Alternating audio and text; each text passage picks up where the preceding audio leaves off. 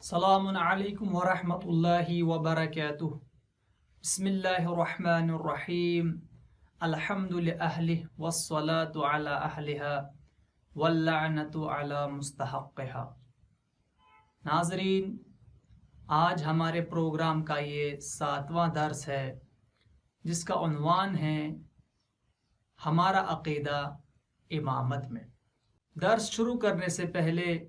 میں آپ تمام حضرات اور اپنے وقت کے امام علیہ السلام کو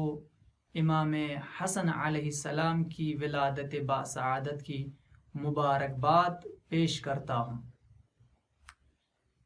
اور ایک حدیث رسول صلی اللہ علیہ وآلہ وسلم پیش کرتا ہوں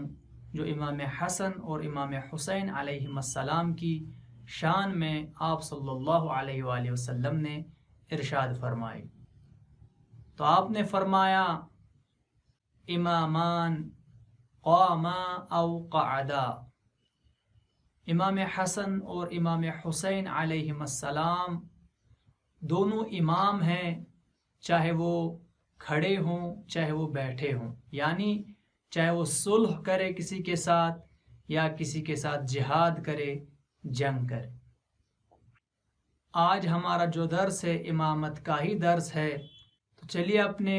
درس کی طرف آتے ہیں۔ جس طرح ہم نے پچھلے درس میں یہ بیان کیا تھا کہ نبوت منصب الہی ہے، اللہ تعالیٰ نے بندوں کی ہدایت کے لیے انبیاء کو مبعوث کیا کہ انبیاء علیہ السلام لوگوں کے سامنے یہ واضح کرے کہ صحیح کیا ہے، غلط کیا ہے، اچھا کیا ہے، برا کیا ہے، نیک عمل کون سے ہیں، برے اعمال کون سے ہیں۔ تو امامت اسی نبوت کا استمرار ہے، یعنی امامت اسی نبوت کے سلسلے کو جاری رکھنے کا نام ہے۔ نبوت ہمارے نبی اکرم صلی اللہ علیہ وآلہ وسلم پر ختم ہو گئی، اس کے بعد امامت کا سلسلہ جاری ہوا۔ اور ہمارا عقیدہ ہے کہ ہر نبی کے جانشین ہوتے ہیں، اور ہمارے نبی اکرم صلی اللہ علیہ وآلہ وسلم کے بھی 12 جانشین ہیں، جیسا کہ یہ روایات میں وارد ہوا ہے، اور ان کی تعداد نقبائے بنی اسرائیل کی ہے، یعنی 12 ہے۔ اور ہمارا یہ عقیدہ ہے کہ جس طرح نبوت کا منصب اللہ تعالیٰ کا منصب ہے،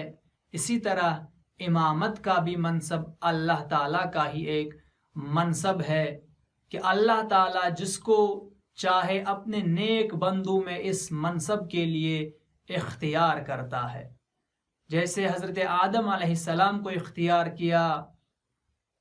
فرشتوں سے خطاب ہو رہا ہے، انی جاعل فی الارض خلیفہ، اے ملائکہ میں اپنا خلیفہ بنانے والا ہوں زمین پر۔ اسی طریقے سے حضرت داؤد علیہ السلام کو خطاب ہو رہا ہے، یا داؤد انا جعلناک خلیفۃ فی الارض فاحکم بین الناس بالحق، اے داؤد ہم آپ کو زمین پر اپنا خلیفہ قرار دے رہے ہیں، پس لوگوں میں حق کے ساتھ فیصلہ کیجیے۔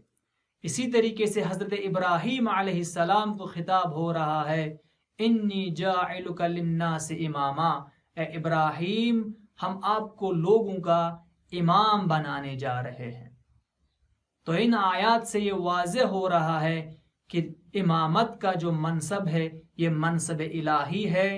جس کو اللہ چاہے اس منصب کے لیے اختیار کر لیتا ہے، چن لیتا ہے اور اپنا خلیفہ قرار دیتا ہے۔ اور ہمارا عقیدہ یہ ہے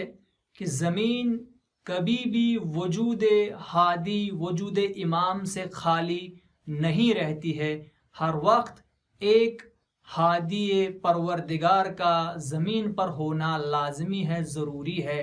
اگر ہادی پروردگار ایک لمحے کے لیے بھی زمین پر نہ رہے تو یہ زمین اپنے اہل کے ساتھ دھس جائے، ختم ہو جائے، تہس نہس ہو جائے، جیسا کہ پروردگار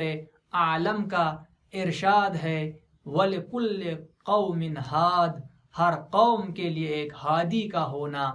ضروری ہے۔ اب چاہے وہ امام ظاہر ہو، چاہے وہ امام غیبت اختیار کرے، اس سے کوئی فرق نہیں پڑتا۔ جس طریقے سے انبیاء علیہم السلام کے لیے غیبت اختیار کرنا جائز ہے، امام علیہ السلام کے لیے بھی حکم پروردگار سے غیبت اختیار کرنا جائز ہے۔ اس کی بہت سارے مثالیں ہیں، جیسا کہ ہمارے نبی اکرم صلی اللہ علیہ وآلہ وسلم نے غیبت اختیار کی تھی جب وہ غار میں چلے گئے تھے، یعنی جب مکے سے مدینے کی طرف ہجرت کی رسول خدا صلی اللہ علیہ وآلہ وسلم نے، اس وقت انہوں نے غیبت اختیار کی جو غار میں تھی۔ اور ہمارا عقیدہ یہ ہے کہ اگر کوئی شخص اپنے وقت کی امام کی معرفت کے بغیر، یعنی اپنے امام کو جانے بغیر اس دنیا سے چلا جائے، مر جائے، تو وہ جاہلیت کی موت مرتا ہے۔ یعنی جس طرح اللہ تعالی جاہلیت کے زمانوں کے لوگوں سے حساب لے گا، ان کو جہنم میں داخل کرے گا، اسی طریقے سے اس شخص کو جہنم میں داخل کرے گا جو اپنے وقت کے امام کو جانے بغیر اس دنیا سے چلا جائے۔ اور ہمارا عقیدہ یہ ہے کہ امام معصوم ہوتا ہے، امام کے والدین، اجداد تمام موحد ہوتے ہیں، تمام پروردگار کو مانتے ہیں، اور جس طرح نبیوں میں ہم نے پچھلے درس میں کہا تھا کہ وہ تمام اچھے اخلاق کے حامل ہوتے ہیں، برے اخلاق سے دور ہوتے ہیں، اسی طرح امام بھی تمام اچھے اخلاق کا پیکر ہوتا ہے اور برے اخلاق سے دور ہوتا ہے۔ تو خلاصہ درس یہ ہوا